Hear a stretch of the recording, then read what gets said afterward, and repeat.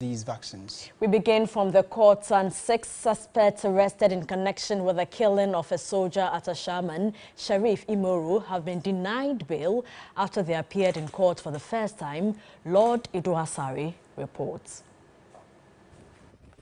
Safiano Musa, Samuel Tete, and Abubakar Sadiq pleaded not guilty to charges of robbery and stealing, while Abdul Rakib, Abdul Gafaru Karim, and Yusuf Mohammed also pleaded not guilty of dishonest receiving. Lawyers for the accused persons prayed for bail for his client, but was denied by presiding judge Simon Gaga on the premise of absence of fixed place of abode. Speaking to the media after the hearing, lawyer Abdul Fatau argued that the arrest of Abdul Rakib, Abdul Gafaru Karim, and Yusuf Mohammed was due to mistaken identity. When you look at especially Yusuf Mohammed, who is A5, the 5th accused person, his name was brought up in the issue first by one of the accused persons, that is A4, Safiano. When Safiano gave the name Mohammed, and you know, if they say Mohammed, anybody can be Mohammed. That's how I noticed. And this Mohammed, the 5th accused person, is a very popular guy. And so the police relied on the intelligence from Ashaiman here, and they came to pick the A5, who is also Yusuf Mohammed.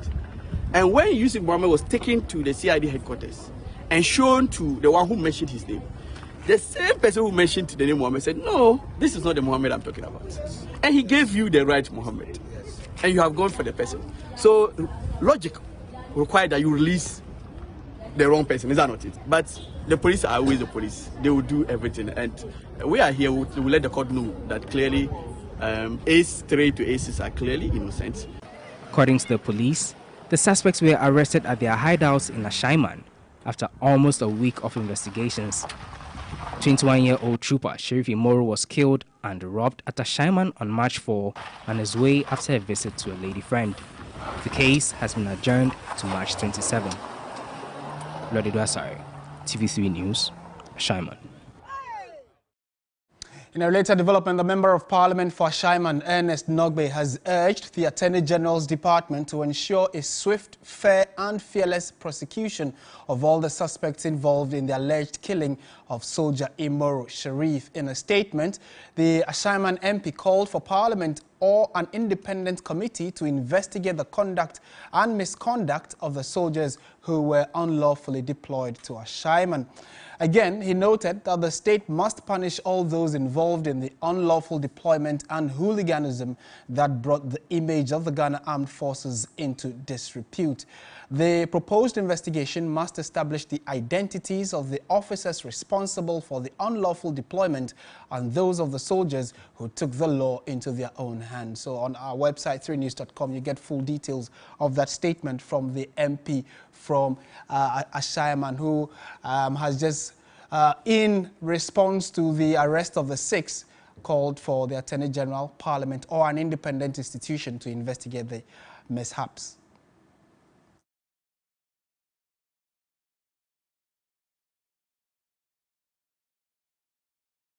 Meanwhile, the Executive Secretary of the National Peace Council, George Amo, says the military should have allowed the police service to investigate the death of the soldier. He tells TV3 that would have averted the act of brutality by soldiers at Ashaiman. I mean, coming from a human rights point of view, I think that the military could have allowed the police to investigate. Our police has more. I mean, they have a resilience and all the strategies to get whoever was involved. So I think they should have exercised restraint and allowed the police, whose duty it is, I mean, to arrest people of such nature. I mean, those who commit crimes, I mean, to do it. And, you know, the police has indicated, I mean, strongly, I mean, today's paper, that they have the capacity to do that. Right. Now, the family of 27-year-old man who was shot dead by Upper West Regional Police Anti-Robbery Unit is demanding an independent committee to investigate the incident. They contend that the deceased was not an armed robber and demand that the police acknowledge their error and compensate the family for unjustifiably killing their son. The family of Abubakar Shahid, who was shot dead in Wa by the Upper West Regional Police Anti-Robbery Unit on Thursday, March 9, is still in grief. They refused to accept the assertion by the Regional Police Command that their son was an armed robber. The deceased was reportedly on his way to his employer, but was shot dead by the police.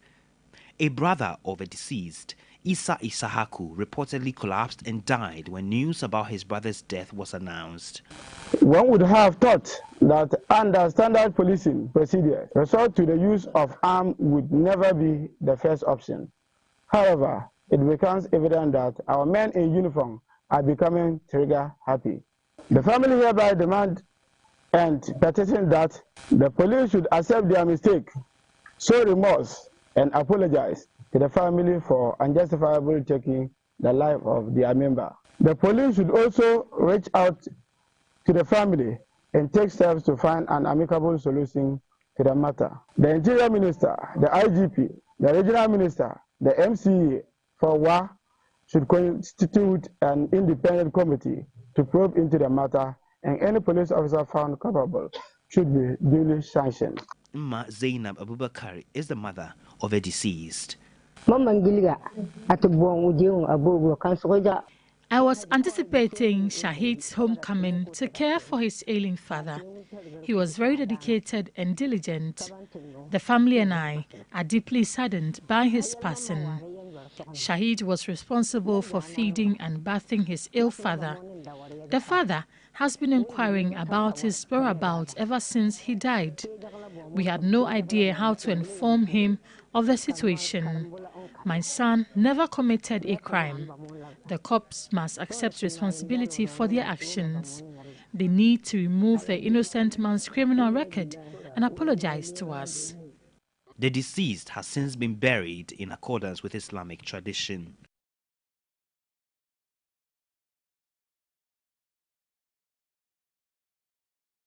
Still on security, some residents of Tulakwe, suburb of Ashaman, have expressed their anger over the recent military brutalities in their area. They have vowed to face the military head-to-head if such frightening exercises happens again. They spoke to Godwin Asidiba on his latest documentary titled Ashaman Under Siege, which delves deeper into the rise of military brutalities against civilians in the country. We bring you excerpts. The military operation was heavy in some selected areas like Tulaku, a popular Muslim community in Ashaman known for cattle auction and the selling of sheep and goats. Imoro was attacked and stabbed around this area, according to eyewitnesses. It's been 2 days after the soldiers stormed the area to brutalize these innocent residents, and they're angry. Whilst beating us, they left us rolling on the mud, drinking the dirty water in the gutters, and doing all unnecessary things, stepping on us like we were not human beings. As they recount what happened the very tragic day, they say they are ready to face the military head-to-head if they storm the area to conduct such a terror exercise again. They have vowed not to take things lightly. If this thing is going to continue, Balang 70 million, we will not take it easy with them. Because I don't know anything. I don't know what is my crime. You want to force me to say what I don't know. They also blamed some of the military personnel for their missing monies. People lost their money. People lost their capital. This was one of their victims. The condemnation of the military action has been almost unanimous, even though there are those convinced the murder explains, almost excuses it. Do make a date with TV3 on The Assignment this Wednesday, 9 p.m., March 15. Brutalities that citizens suffered, and we'll give you much insight into what happened and what the security agencies and experts are saying about it. You're still watching News 360 on TV3. Let's go to our other headline story having to do with the vaccine shortage in the country. Well, Looks as though a few have come in and distribution has commenced. So the Ghana Health Service has rolled out the distribution of some childhood vaccines it has received to regional cold rooms for onward delivery. My colleague Judith Awachitanda witnessed the deployment and followed up with the checks at the Adabraka and La Polyclinics in Accra. The Adabraka Polyclinic is often a go-to vaccination center for mothers. But for months, mothers were turned away due to the shortage of childhood vaccines. They are now satisfied their children can be vaccinated. Well, I'm here at the Greater Accra Regional Health Directorate, where a number of municipal health directorates have been trooping in and out to get their consignments of vaccines, which they would later on be distributing to various health facilities. Well, I've been speaking to an official from the Pon Katamanto Health Directorate who says that he will be receiving about 2,400 different vaccines, including the OPV vaccine as well as the polio and measles vaccine, which they will be distributing to different health directorates later on in the day. We have about 5 sub-municipalities here. The allocation is made to each of the municipal. So I am taking the one that has been assigned to my municipal on behalf of my boss. Well, here at the La Polyclinic, vaccines arrive around 12 noon, and hence mothers who had come earlier in the day to receive their vaccines were told to come later or tomorrow to get these vaccines. But currently vaccination is ongoing for these mothers, and you can see the vaccine carrier as well as some syringes on the table, which the health officials are using to administer these vaccines to mothers.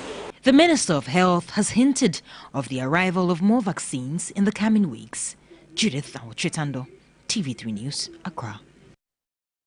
At Isikado and Kwesimentim government hospitals in the Sekendita Krade metropolis, anxious mothers were disappointed when their children could not be vaccinated because the facilities had not received their consignments of the childhood vaccines. Check at the Regional Health Directorate, however, revealed that the vaccines were in but were yet to be distributed to various health facilities.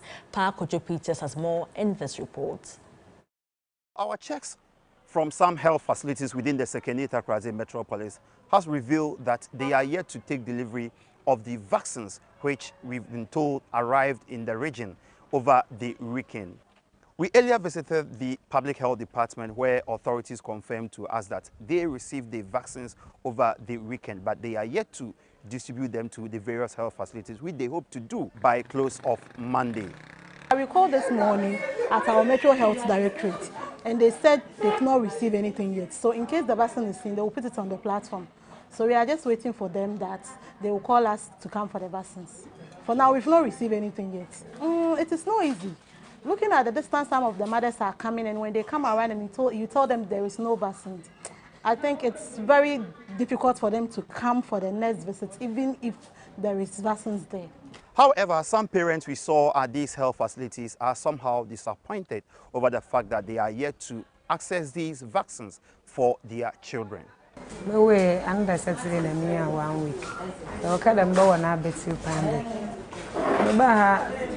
I came here last Monday, which was a holiday for the vaccine, but I was directed to come again on Wednesday, but was told again that the vaccine was not available. For TV3 News, my name is Pa Kojo Peters. Away from the western region, let's go to the northern region where our correspondent Christopher Amwako is standing by on phone. Thank you so much for your time, Christopher. What's the situation in the northern region?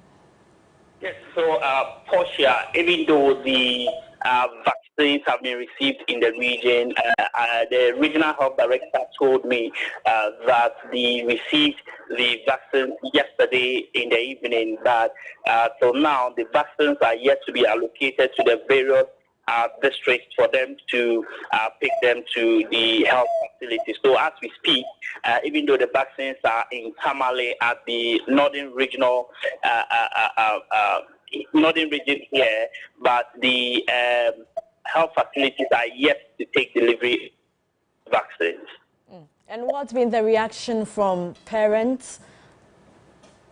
Yes, so earlier today I visited some health facilities. I was at the Tamale Teaching Hospital, the West Hospital, and the Central Hospitals. And at the West and Central Hospitals, even because they are yet to take delivery of the vaccines, parents who took their children to these health facilities were left disappointed because they have heard on news that the vaccines have been deployed to the regions, but only to go and be told that they are yet to take delivery of the vaccine. So they had to leave these health facilities in disappointment. But at the Tamale Teaching Hospital, the parents who were there, even though they were hopeful of receiving the vaccines, they did not get the vaccines because they were also yet to take delivery. Only a few of them had some jobs because, according to hospital management, they had some of the vaccines from their buffer stock, so they were able to administer them to some of the parents. So over here, hospitals are yet to take delivery of the vaccines. And when are they expected to take their consignment? Yes, so according to the health director, he had gone to the regional medical stores to get first-hand information about the quantity received and to know which quantity is going to any of the health facilities. So now the distribution is going to be done internally to know who is taking what. So from tomorrow, the health facilities will be receiving their consignment. But according to him again, that even though earlier today some of the district directors of health were in the region to also see if they could take their consignment, that did not happen. So he's assuring the general public that by tomorrow they'll begin their allocation and health directors will begin transporting them to the various districts for the health facilities to go and pick them. Thank you so much for your time. And Christopher Amwako is our Northern Regional Correspondent. Still watching News 360 and still on health though, 2 health sector unions are requesting that government makes adequate provision to purchase more childhood vaccines since what has been procured will only last for 6 weeks. The leadership of the Ghana Registered Nurses and Midwives Association and the Health Service Workers Union further urged government to consider setting up a vaccine manufacturing plant. The last conversation we had, and we're told is a National Health Insurance Scheme that makes provision through the UNICEF to the ministry to procure vaccines. So if that determination has been made that it is not adequate in terms of funding for the procurement of these vaccines, then it means as a country we must be critically looking at how to address the matter. From where we sit, we don't take taxes from Ghanaians. It's the responsibility of the nation to generate revenue and ensure that that revenue is used for everything that we need as a country. The General Secretary of the Health Services Workers Union, Franklin Owusu-Ansah, cautioned against another shortage. Yeah, that's what I'm saying, that I don't know the stocks that came in.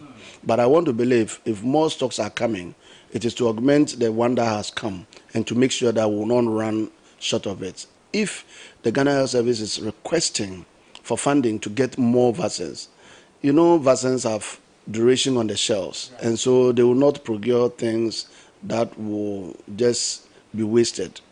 Both unions suggested to government to consider setting up a vaccine manufacturing plant in the country. When you look at the whole of Africa, apart from, I think, Sierra Leone, that produces some sort of, is it the yellow fever vaccine? No African country is really involved in the production of vaccines. And it is therefore an issue of a sub-regional nature, a continental nature. And our governments must begin to look at it and invest in it. So that when we talk about investment in health for the future, it's about all these things. And era of COVID, we heard that we had the capacity to develop vaccines on our own, and then plans were underway. Measles has been with us from when? And can't we do it? Why do we have to wait? I think it's a wake-up call for all of us. Let's now turn our attention to politics, and the Gamanche King Takite Kochu II has bemoaned the neglect of the Gas State by present and past governments. He made this observation when one of NPP's flag-bearer aspirants, Alan Tremantin, called on him at his palace in Accra.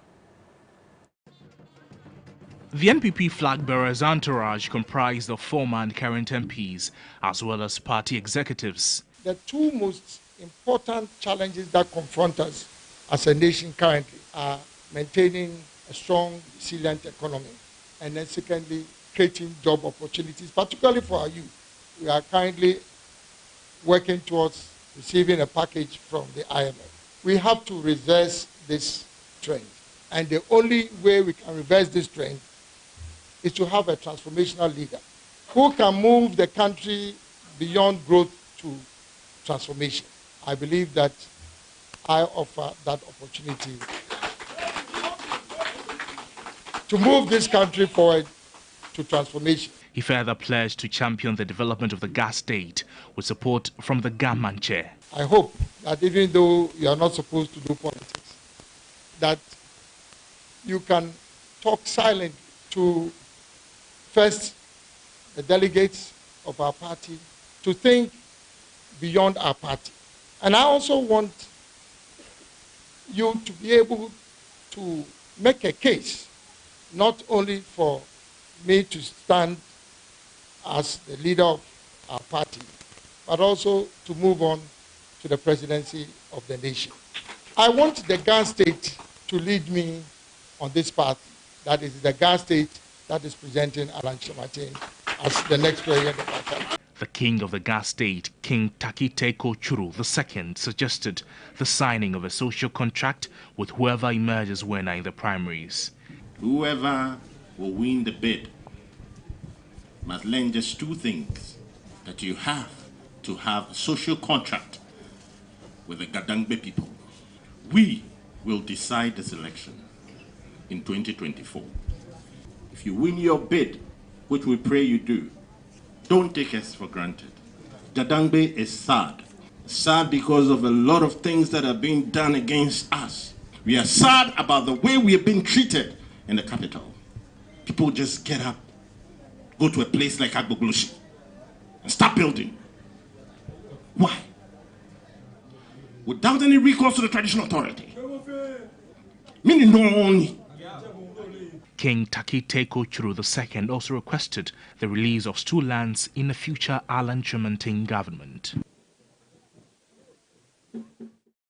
We're staying on politics, where 7 political parties without representation in Parliament have backed the Electoral Commission's new constitutional instrument on the use of the Ghana card as the sole document for voter registration. According to the group, there is no need to amend the new CI since its primary objective is to stop minors and non-citizens from becoming registered voters. After weeks of debates, the Electoral Commission and the National Identification Authority appeared before Parliament to defend the new constitutional instrument. The minority NDC, however, rejected the proposal, arguing that if passed in its current form, it would deny voting rights to many qualified citizens, citing the difficulty in attaining the Ghana card. But the 7 minority parties made up of the GCPP, LPG, APC, PNC, NDP, GFP and GUM agree to the EC's proposal. There was consensus on this new CI at IPAC. This then means that when this new CI comes into force, persons who are yet to be a registered voter would require only the national identification card as evidence of identification to deal with issues of having minors and foreigners on our voter register. We therefore use this medium to call on Parliament to ensure the new CI is laid to help guarantee the integrity and credibility of our voters' register and reduce the chaos at registration centers. The group accused the opposition NDC of double standards. Can the NDC tell us how a national identity card as a source document to register as a new voter be a rigging machinery? The same Electoral Commission they discredit conducted their recently ended elections of their national officers and also will conduct and supervise the election of presidential candidates and parliamentary candidates. Ghana has come a long way with our democracy and has attained enviable achievements in the sub-region and across the globe, and we should not allow baseless suspicions to ruin the successes we have chalked all over the years. Let us channel our energies to implore government to release resources to the National Identification Authority to honor their mandate so that we can adhere to the laws that mandate us to use the national ID as an evidence of identity to register as a new voter. They vow to go to Parliament to demand the laying of a CI if their sequence of lobbying fails to yield the desired results. In more news tonight, the Deputy Minister of Foreign Affairs and Regional Integration, Thomas Mbumba, has reaffirmed Ghana's commitment towards the fundamental political values of the Commonwealth. He made this observation at a flag-raising ceremony to mark the 71st anniversary of the Commonwealth.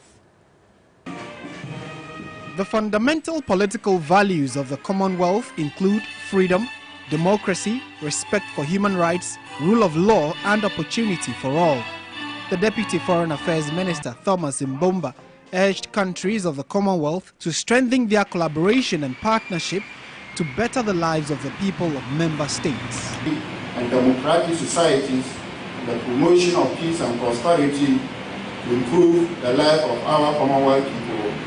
There is a need to develop a new and effective Commonwealth strategy to address economic gaps and maintain our Commonwealth ideals in the face of rising populism.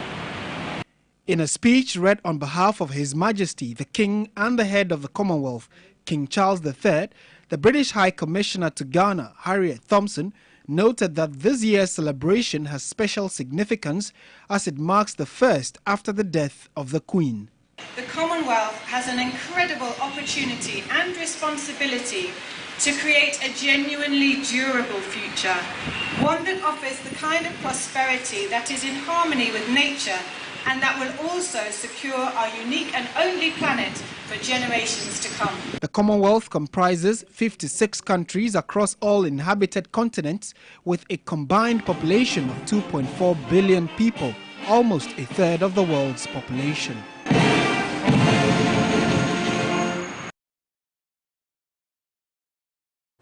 This is News 360. Stay with us. Business, sports, entertainment all lined up for you right after this. At Shaiman, at night, full of life, energy, and many residents say hidden dangers.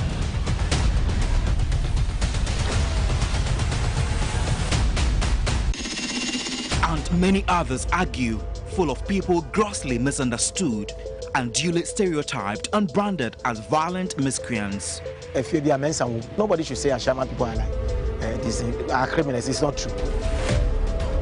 My name is Godwin Asideba, and on this edition of The Assignment, I will examine how a community's notoriety, perceived or real, has been in a nation's focus after the murder of a 21-year-old soldier and the Ghana Army's brutal. Heavily criticized, some say disproportionate reaction.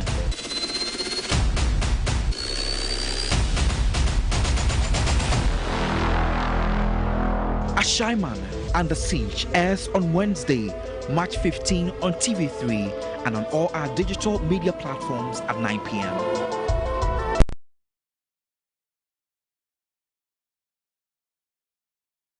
Ladies and gentlemen, we're going to demonstrate to you the superior properties of Flamingo paint as compared to other paint brands on the market. We take equal quantities of Flamingo paint and this ordinary paint. We then dilute them with water. And now, let the test begin. The gentleman on the left is going to apply the ordinary paint, and the gentleman on my right will use the Flamingo superior paint. As you can clearly see, Flamingo has the obvious better hiding. Furthermore, Flamingo has painted a much larger area. You know, one bucket of Flamingo paint is equal to several buckets of any other paint brand on the market. Flamingo Paint is made with superior formulation to give superior durability, superior hiding, superior coverage. Flamingo Paint, simply superior. Wake up! We have just 50 minutes to set off. Let's go. We want jollof for school. So what time shall I play? I'll make jollof. Jollof? We have 45 minutes. What about the cutting, chopping, blending? Tasty Tom Jollof Mix has all the ingredients to make jollof already mixed in the pack. Is it going to taste the same? So you say Eda pa. And if jollof no hooking me. Pour oil. Add 1 pack of 210 grams Tasty Tom Jollof Mix. Fry for 10 minutes. Add water, some cube, and salt. Add rice. In 45 minutes. Sharp. Let jollof now bing. Right on time. Delicious jollof and in 45 minutes? Wow! Easy cry. Tasty Tom Jollof Mix. Delicious jollof. Sharp. This advert is FDA approved.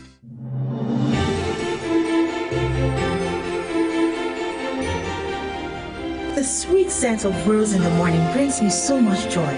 Inspired by damask rose and infused with 100% natural rose oil. Introducing new Clay Soft Perfume Beads Washing Powder. It's like bringing a garden with you everywhere with this wonderful perfume.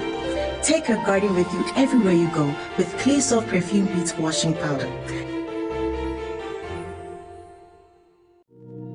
Are you tired of struggling with bad financial situations? At Quick Credit, we understand the difficulties that come with transitioning to a better one. That's why we're here to simplify the process for you. With loan facilities from 1,500 cedis upwards, all you have to do is call and we will take care of the rest. All you need is your national ID. No savings, no collateral, no susu, no deposits, and no account opening required. Quick Credit has you covered. Whether you're expanding a business, starting a new one, facing an emergency like school fees or funeral expenses, or even just in need of a salary loan. What are you waiting for? Call Quick Credit today. 0302 200 390 or 059 692 0833. We do not give loans via the internet. Quick Credit is regulated and licensed by the Bank of Ghana. Terms and conditions apply. Quick Credit. Lending made simple. The business segment is brought to you by MTN.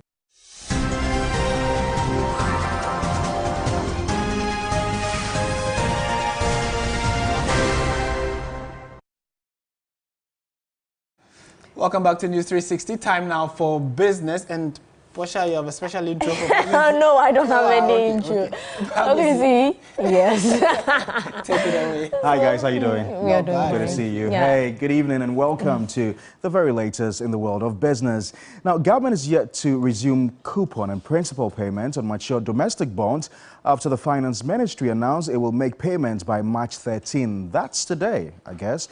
Three business contacted the Individual Bondholders Forum, which disclosed that their members whose bonds matured are yet to be paid. The government suspended debt service payment during the domestic debt exchange and pledged to resume payments this month, following a meeting with all three bondholder groups that refused to participate in the debt restructuring. The Senior Hosi-led group told Three Business a while ago they would ask the Finance Ministry why the matured bonds were not paid following several payment deadlines. Now, the government is, however, busily engaging external creditors for financing assurance in order to get an IMF board approval for its much-wanted bailout program.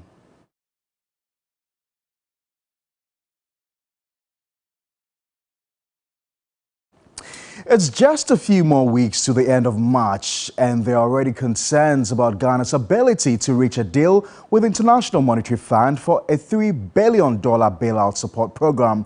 Now, Ghana's Finance Minister, Ken Ofori-Atta, is warning of dire consequences for the economy if an agreement is not reached by the said deadline. But with concerns about China and its willingness to accept a debt swap, Three Business has been exploring the possible implications.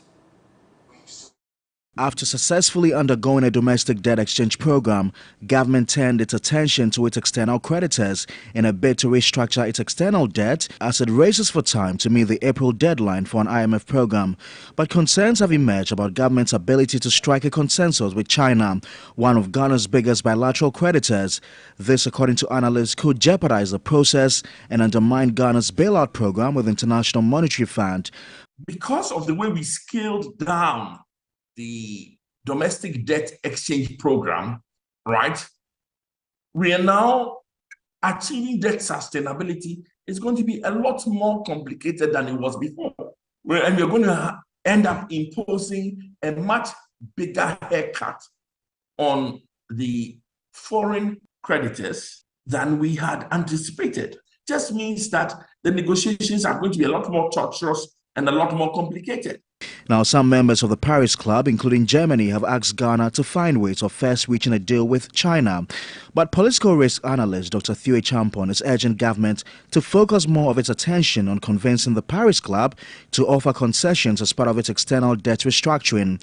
Although the Germans are signaling that get a deal with the Chinese and come to us and we'll give you something, I think on the other hand, we should rather be talking more to the Paris Club guys. Let's get something from them, because after all, that's also about a third, 30%, right, of the portfolio. And the Chinese are just about 7% of the external debt portfolio. So it does matter, but in the grand scheme of things, really, it comes down to who you owe and what they are prepared to give you.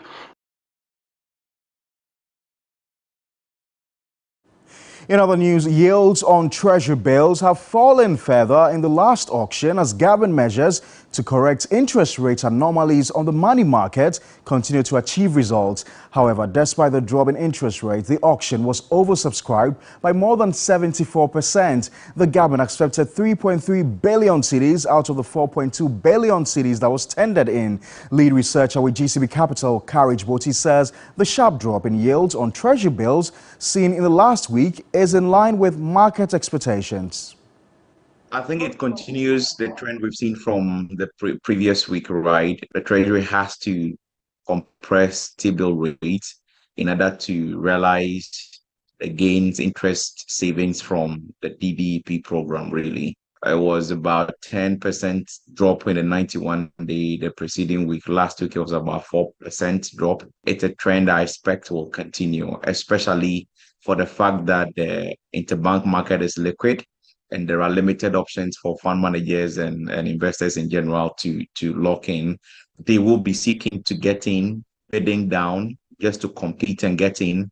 And that is where the Treasury, I believe, will seize the opportunity to be rejecting bids to achieve a target of slashing T-bill rates so they can realize the interest savings from the DDB program. Elsewhere, consumers of Star Beer, Guinness and Origin will be rewarded from now until April while they enjoy their beer. The Ebosu promotion by Guinness Ghana Limited has 3 million worth of prizes for loyal customers. The Star Ebosu promotion is an activity put together by Guinness Ghana Limited to reward lovers of one of the country's oldest brewed beer, Star. Customers of Guinness and Origin also have the opportunity to win various prizes as the promotion runs. 3 million cedis worth of prizes, including a cash of 5,000 cedis, are up for grabs. All you do is that anytime you go to the bar from now to the end of April, when you open the crown cork, don't throw it away. Peel under it. You see an 8-digit code. All what you have to do is that take your phone, test star 1000 hash, and then follow the prompt and then load. The system has a memory that will be storing it for 5 days. So within 5 days, if you enter your tray, you are going to win automatically. There's nothing like try again. It is guaranteed win. And so the prizes you are giving are prizes which are relevant to the everyday Ghanaians. You know, the everyday Ghanaian spends so much on their phones and they love to communicate. So we are giving airtime, which you can convert to data if you want. We are also giving Momo and then also the free drinks as well. Then beyond that, every week we will select from the pool of the consumers who have participated and we will call them, ask them a few questions about the promotion. And once you answer right, we give you 5,000 cedis. 4, 3, 2, 1. Star Ebosu.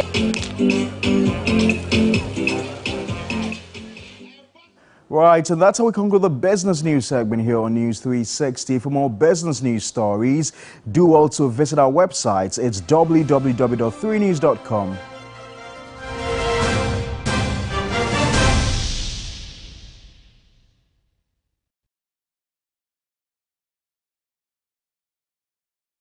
What does money mean to you? It means convenience. It gives me the ability to do business at my own pace. It allows me to live my life with ease and enjoy my lifestyle without interruptions. Security. I can make investments I can trust, and I know exactly where my money is all the time. Having the flexibility to do what I want to. The feeling and peace of mind I get knowing I can safely receive remittances from my family and friends from the comfort of my home.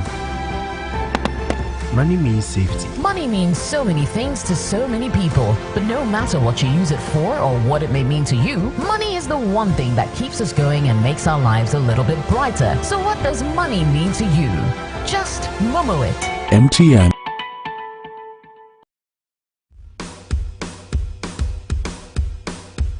See, you gotta have a smile, no matter what it takes. Then you gotta take perk down, love the way it tastes. Feel the perky buzz from your toes to your face. You gotta take perk down, perky it today.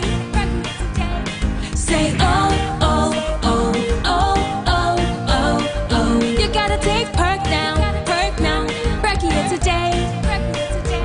Say oh, oh, oh, oh, oh, oh, oh. You gotta take Perk up anywhere, even at home, with the rich milky taste of Peck biscuits. This advert is FDA approved. Tasty Tom tomato mix. Ofa kakra. Na ye bebre. Fa kakra yang kwani stew dodoa ope. Tasty Tom dear, it will surely give you value for money. Steak and little is enough to get our desired quantity of stew and soup, and it doesn't color your meat or chicken. Tasty Tom tomato mix inti. Me handwriting and sisada. Then ne dia saneti. Into customers bar never. I don't compromise on the quality of my food. Use Tasty Tom enriched tomato mix. This advert is FDA approved. OneXBet,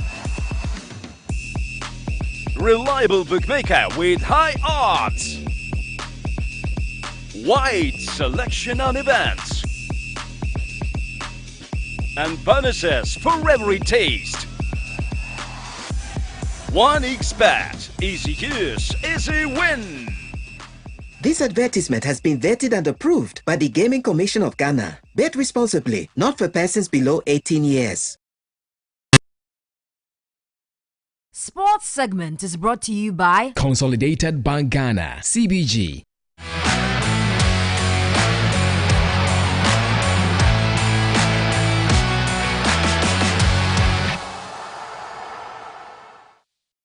Thierry Nyan is here for the latest in the world of sports. And Thierry, riddle, which team officially rules Africa? Senegal. Yeah, that's an easy one. That's an idea experiment. Anyway, so it's time for us to bring you the latest in the world of sports right here on News 360 with me, Thierry Nyan. And of course, talking about Senegal, they officially rule Africa. They have won the 2021 20 AFCON, to their cabinet. 3 Sports' Oreku Ampofu takes a look at what has worked for the West Africans. From Mohamed Gay. On Saturday, Senegal claimed another triumph by lifting the 2023 Under-20 Africa Cup of Nations title after beating Gambia 2-0. Earlier this year, they became the first African country to simultaneously hold the continent's 2 most prestigious prizes in the Africa Cup of Nations Trophy and Chan Trophy. This is along with the 2019 West Africa Nations Cup and 2022 Africa Beach Soccer Cup of Nations and a series of youth events. The constant in these triumphs is how the country has relied on native expertise. The coaches of all their successful teams across the different football levels have been Senegalese.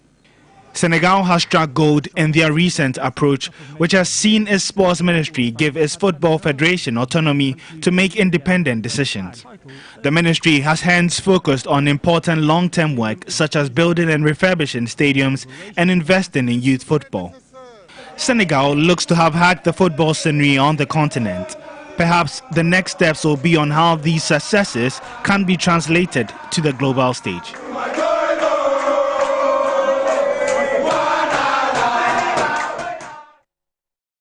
All right, now we still stay with football, where with just a few months left to the end of the 2022-2023 season, Mohamed Kudus has netted an astonishing 20 goals for club and country and can still add more to his tally. Now we are looking at Kudus' incredible journey this season. Pre-season suggested that this could be a breakthrough season for Mohamed Kudus at Ajax after seeing limited minutes in previous seasons due to injury. In the 114 minutes he played, he scored 3 goals in a more advanced role for new coach Alfred Schroeder. Despite his explosive pre-season form, Kudus was dropped for the Dutch Super Cup against PSV, coming on in the second half to score the screamer. Schroeder then rewarded Kudus with a start, and the former Nordsjælland player needed just over 30 minutes to announce his presence. Now Kudus goal sighted. Tavernier makes it 3. It's 2 in 2 minutes. Rangers are being ripped apart. The Ajax starting 11 was Kudus' to lose, and the 22-year-old continued to shine and scored in 5 consecutive games during September. Due to rotation coupled with Ajax's drop in form, Kudus went into the World Cup on the back of 3 goals in 11 games. But the Right to Dream graduate once again showed the world what he's made of, scoring 2 goals on the biggest football stage. Ayu's ball again is really thrilling. It's absolutely brilliant. And Kudus takes advantage. In the box.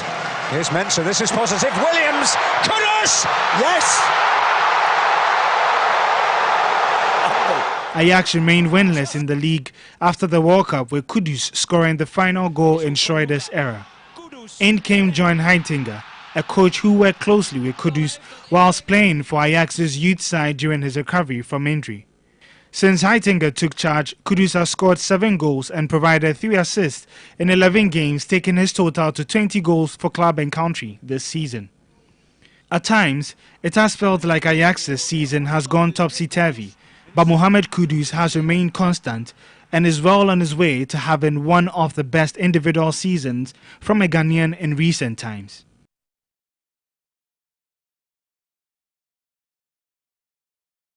Now, former GFA Vice President George Afriyie has backed the appointment of Chris Hughton as Black Stars coach. He believes the former Newcastle United manager is the right man to lead the team back to the top. Speaking on Sports Ultras that had a maiden edition airing on 3FM yesterday. And it's the same thing. I will equate it with Chris Hughton. Coach, Chris Hughton. Chris, for me, should have taken us to the World Cup. Why? Because you have a manager who has managed a top English football. Today, you and I, there's no argument about it that the English football, the Spanish football, the German football are the 3 topmost leagues in the world. So if you have a coach who has managed top leagues in the world, coming into your country as the national team coach, if he can't do it, trust me, nobody can do it. For me, I have enough confidence in Chris. Yes, coaches can come and fail. It's normal.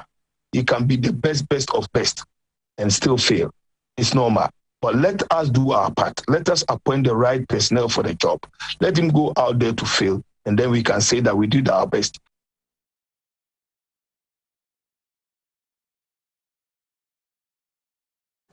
All right, so that is it then. Before I get out to the studio, an update in the Ghana Premier League game. It's Accra Lions leading Dreams FC by 3 goals to 2. And that'll be all for the sports here on News 360. But I'll return to your screens later at 9 p.m. bringing you highlights from the world of sports. My name is Thierry. Thanks for staying.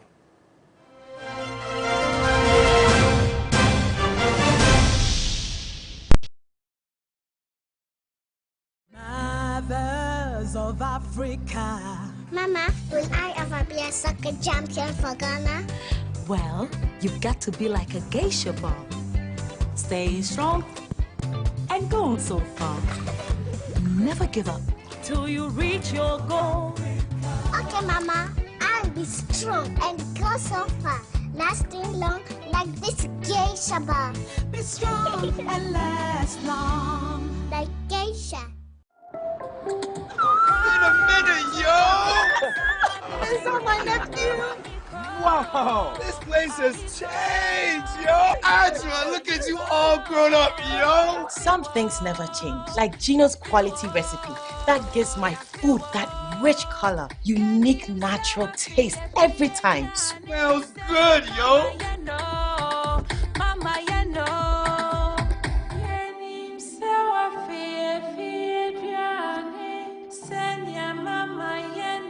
Hey, sister, we did what Ponsano and Casa, just like I remember. Uncle, hurry up and let's open the suitcase. Ajua, chai, never shrink quite bad. Best jollof I've ever eaten. Wow, this is real jollof, mommy. Gino dear, am I drowning at the Ankasa? Say Gino dear, fie. It's delicious, yo. This advert is FDA approved. Water is life. Water gives life. Water moves through nature in a never-ending cycle. Observe the beauty of water as it flows all around us, refreshing and restoring. Gaze in wonder at the stillness and beauty of nature. There's harmony in nature everywhere around. Water revitalizes the body and keeps you going strong. Water is life. Water gives life. Drink Awake Purified Drinking Water. One for life. So relax and unwind, and in the calmness of nature, find the rest you desire.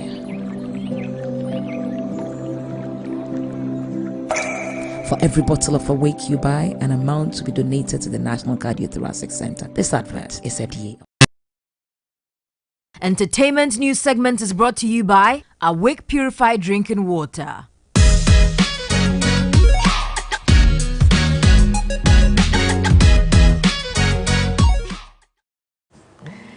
Time now for entertainment news, and Noella is here. Yes, it's been a long and big day for us at Media General.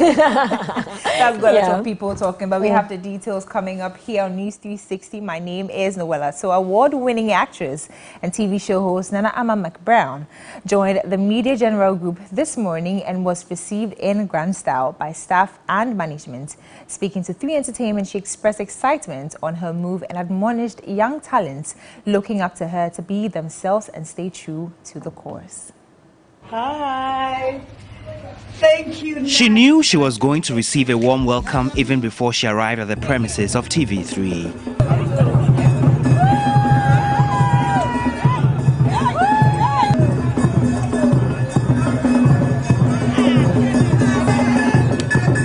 What she may not have anticipated, I guess, was the elaborateness of a welcome.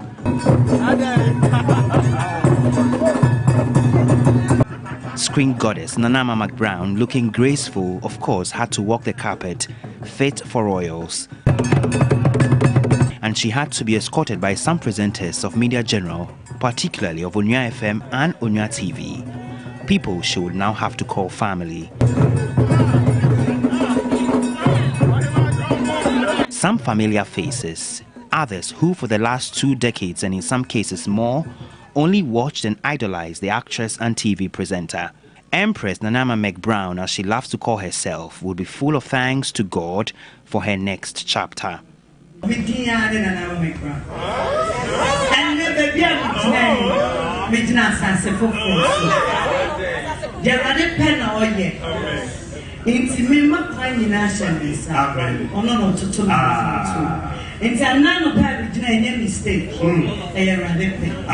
I'm grateful to God because He orders my steps and He has brought me here. I am so excited that I'm here. I think I have the energy, I think I'm capable, and I think it's a wonderful family to be part of. You know, I am grateful and I'm excited to be here. What does this move mean to you? For Media General to look out for me, it means that I'm worth coming here too. So I have a lot in the sleeve. I have a lot to do here. I am capable mostly to do everything we're doing here. So look out for good things things that will benefit the society, things that will qualify us or me as a woman, and things that honestly will help the young generation coming. I want to impact the young generation. I want to impact the girls, the women. I mean, especially the people who don't have certificate to boast of, have CVs to look out for job. So I'm welcome, yes or no. Yes. With regards to you speaking about the girls, the young ones that are looking up to you, what is that one advice that you have for them? What I tell myself every day is, I have to do me. First of all, after thanking God, I thank God for my life, even before my daughter. You understand? So I'm going to be myself. I want to tell everybody, young one looking out for me, is be yourself. Look at the things you love, the passion that you have. Grow with it. Grow with it.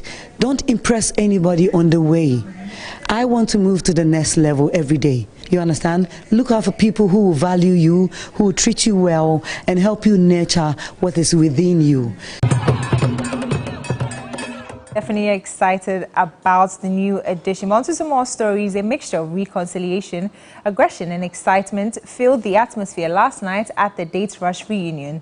The 8th season of Date Rush was crowned last night with a reunion after weeks of entertainment on the show. While some couples were flourishing and looking forward to putting extra effort, some, however, bowed out and decided to remain friends. If you missed the show, well, here are some highlights. After 13 weeks of entertaining viewers, the most watched dating reality show, Date Rush Season 8, took a different turn this Sunday with the big reunion. From 8 p.m. on Sunday up until 12 a.m., social media was buzzing with commentary of Date Rush. It was a night participants who secured dates on the show and those who failed at it came together. For now, I'd say we are cool. Okay, so you are trying to tell me that you guys are in a relationship? We are not in a relationship, Anita. But why was he saying that in every relationship? From the high to the low points, it was frank, emotional, and tense in equal measure. I say, don't let me bring things out. Which out? Don't let me bring things out. I should say, Nana, hello, Nana. It has gotten to a point. I promised not to be violent on stage. Surprisingly, the homecoming came with a lot of revelations. People had issues. Me, I don't know why she's saying that, but within me, I know I love her. You love her? You love okay. Who? Jill? Yes. This guy made me fall in love with him. Not knowing he's getting married, like he's engaged. Hey! And that's how we wrap up here on News 360. My name is Noella. Have a good evening. Thank you so much, Noella. Coming up, international news. Tunisia has sworn in a new parliament with the opposition coalition refusing to recognize its legitimacy. Only state media were allowed to cover the opening session. Independent journalists were denied access. A spokeswoman for Tunisia's journalists union said what was happening was dangerous. The parliament was elected on a turnout of just over 11% after a new constitution was passed, granting its author, President Kais Saied, sweeping powers. Mr. Saied dissolved the previous elected parliament 2 years ago in a move described by critics as a coup. And that's how we bring the bulletin to a close. Thank you so much for spending the last hour with us. There is more news on our website, 3news.com. I am Martin Asiedudate. And I am Portia Gabo. We have Ghana Tonight later with Alfred Okanse at 10 p.m. Have a lovely evening.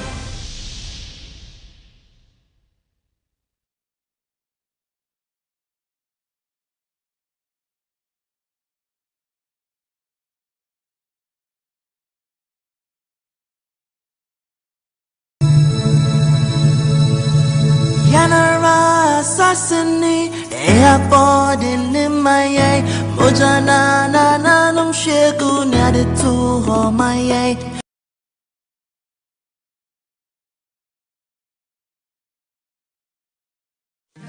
Ungalicious and simply irresistible. Here's how to make jollof the easier way with the new Onga soybean protein chunks. Start by putting the 180 grams pack of Onga soybean protein chunks in a bowl. Add in 400 ml